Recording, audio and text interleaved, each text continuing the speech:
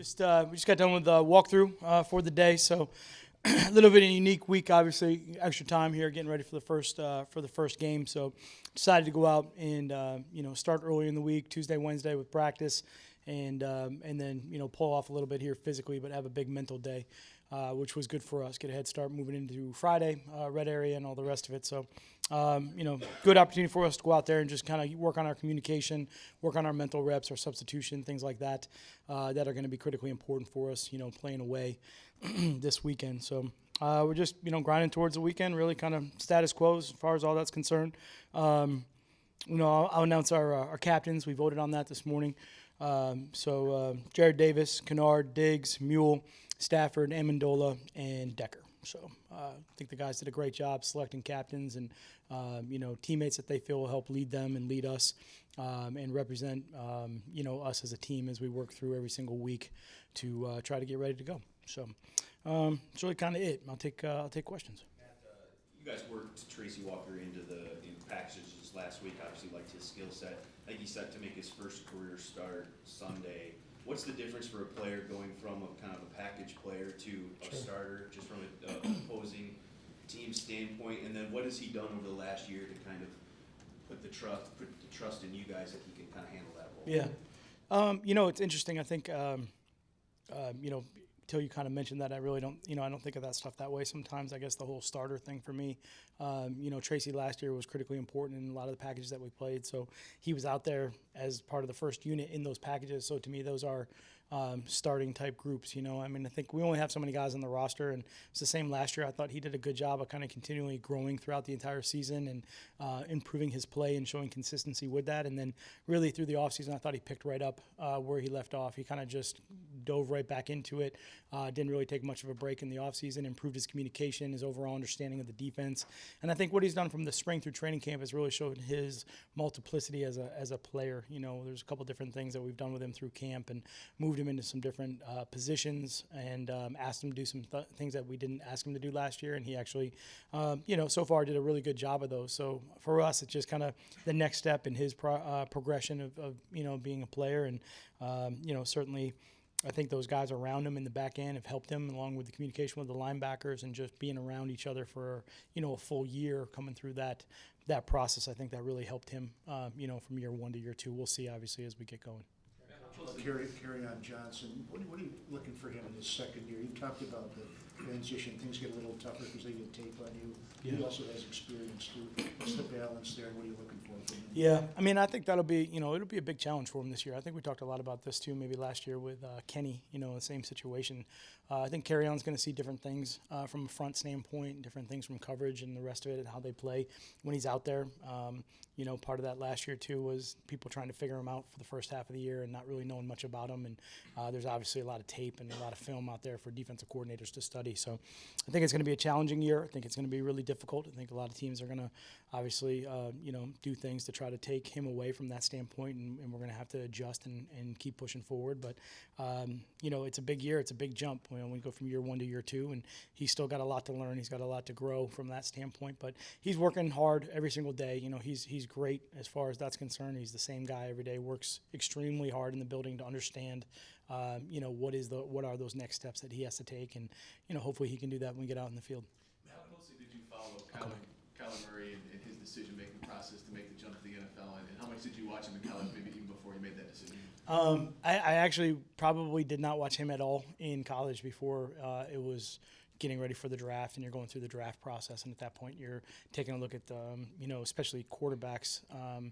Just as a defensive coach and head coach, I watch all of those guys. You do due diligence on all of them, knowing that if you have an opportunity to get a guy in the draft, you're going to get one, or also you're probably going to play against him. So you make sure you do that process. You understand that it's going to help you in the end from that point. And certainly I've seen a lot of college film on him since then, so I've gotten caught up, but not a lot before that point. You did talk with him, I think, at the combine, like that 15-minute, whatever. Is there much that you could glean from that could help you now? Was this even in the back of your head at that point? That you could yeah, sure, absolutely. I don't know if there's anything that gives us an advantage from that standpoint, but I definitely think it solidifies how he carries himself. I was really impressed with, his interview, his mental preparation, his process, his maturity. You feel it right away, even if within 15 minutes, you can get that sense. So certainly that kind of is validated by his play on the field and how quickly he can make decisions and how quickly he gets rid of the ball and deciphers what the defense is doing and what it is decision making that and his confidence, out there on the field. So you see all of that on tape, and it's backed up with. Sounds crazy, but it's backed up with 15 minutes of just meeting him. Right away, this guy's, that's who he is. These are my questions, but on a rookie, just to take it further, when you look at a guy that's never started before for a real game, how do you look at that? Like, as compared to someone that's been around the league for a long time, do you try to throw a lot more extra stuff there? What's the process for you? Yeah, I think really the process has to be about us first. It has to be making sure that we understand it's our first game too. And we want to make sure that we're out there and our communication is good and our execution is solid, and we're doing the things that we need to do to try to play good defense from that standpoint, or offense. And we understand that we have a lot of new parts also. So I think it's kind of back and forth from that aspect of it, where that guy, some of the guys on their side might be new, and we have some guys that are new too. So that first game is always, that's the toughest part about it. And I think for us, a lot of it's going to come down to basic fundamentals and great execution and, great communication. I think those are the three things that we really have to do in this game in order to give ourselves a chance. Another rookie that could see some time for them in this game is Murphy. I know you guys were looking at the cornerback position this offseason. I wondered what you saw in him during your evaluation, and then as you've kind of reviewed the preseason film, just how he's making that jump to this level.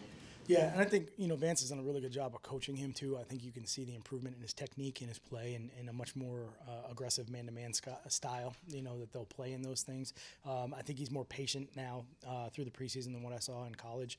Although he's very quick, he has a good skill set, so as you were watching him coming out, definitely certain things in there that we liked as him as a player, and that's still holding true. I think he's just, you see that maturation from the college level to the NFL level with the coaching that he's had out there. So they have a lot of confidence in him. I think he's a good young player. He's going to give us he's going to give us some trouble, and he plays fundamentally sound. He's pretty good. So it'll be one of those matchups that we'll just have to keep an eye on. Coach, you talked about Kerryon Johnson making this jump from year one to year two. What about you making the jump from year one to year two? Is it different for you? Are there less last-minute details that you have to deal with or anything like that? Yeah. I think there's probably two sides of it. I think there would definitely, the latter part of your question is true. Actually, I think we were just talking about, just some of the things maybe a year ago at this time that just took a lot of time, a lot of explanations, or just planning, details, things that, how we wanted to do it that are kind of automatic now in a way, which alleviates just a lot of extra time and stress from that standpoint and trying to make sure all that's done. So there's certainly parts of that where that foundation is laid and that things move forward quickly.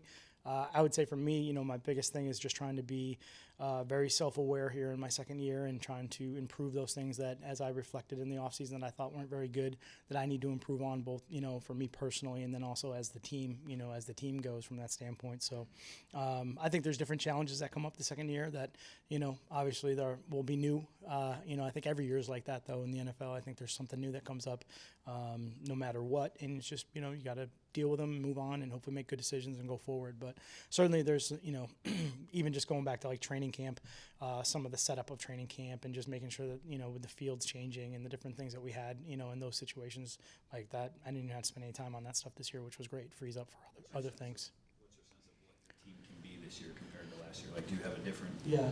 We sort of said the vibe feels different. Do you feel the team Sure. is a little different? You know what? It's I don't really get into that stuff because who knows? I've been in situations where the sky was falling in September and things worked out pretty good in the end.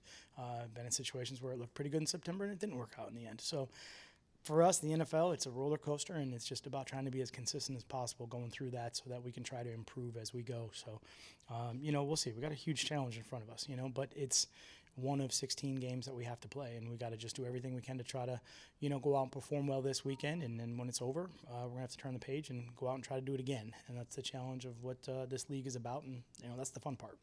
The element of the game that changes between the time. Then the element of the game that changes, opening on the road and opening at home. For you as a coach, is there things you look out for more with a team on the road than you would at home? Sure. I think the obvious one is obviously just the crowd noise and how that affects which side of the ball.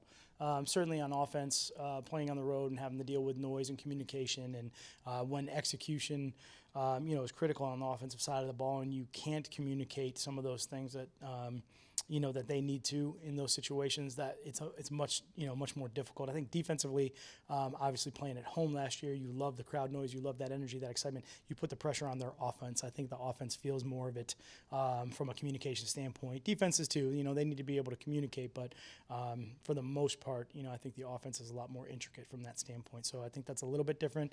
I would say that through preseason and us going away to Houston and taking a trip that was a little bit longer and just having the experience of, being in the hotels for an extended period and our meeting rooms and our setup and our travel and how we travel and what we're looking to do when we get there and then prepare and get up in that game day routine, feel, that trip allowed us to really get a good handle on it, more so than just a simple overnight did. You kind of settle in and you feel things out and you say, hey, this is good, this is not good, this is what we like.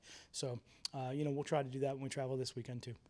I know, harp on this a little bit, but for your situation on Sunday, do you know what that's going to look like? And do you have a timeline at this point to when you're going to be able to be in front of the Gatorade courses? My injury? Yeah. Day by day? You know what? I mean, I don't know.